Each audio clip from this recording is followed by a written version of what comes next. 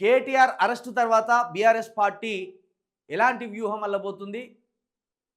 నిజంగా కేటీఆర్ని అరెస్ట్ చేసే దుస్సాహసానికి రేవంత్ రెడ్డి పాల్పడతాడా?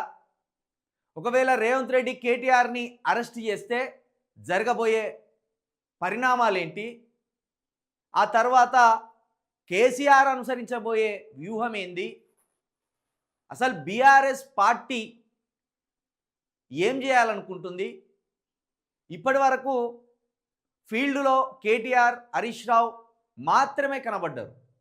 వాళ్ళే ఈ ఏడాదిగా కేసీఆర్ బయటికి రాకున్నా అన్ని రకాల సమస్యల మీద ప్రజల వైపు నుండి కొట్లాడుతున్నారు.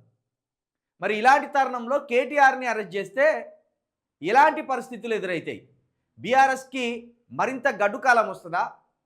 లేకపోతే బీఆర్ఎస్ మరింత పుంజుకుంటుందా?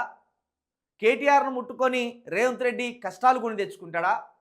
లేకపోతే బీఆర్ఎస్ని ఖతం చేసి బీజేపీ, కాంగ్రెస్ తమ రాజకీయ ప్రణాళికలు ఇక్కడ రూపొందించబోతున్నారా అనేది ఒక అంతుపట్టని ప్రశ్నగానే ప్రస్తుతం కనబడుతుంది.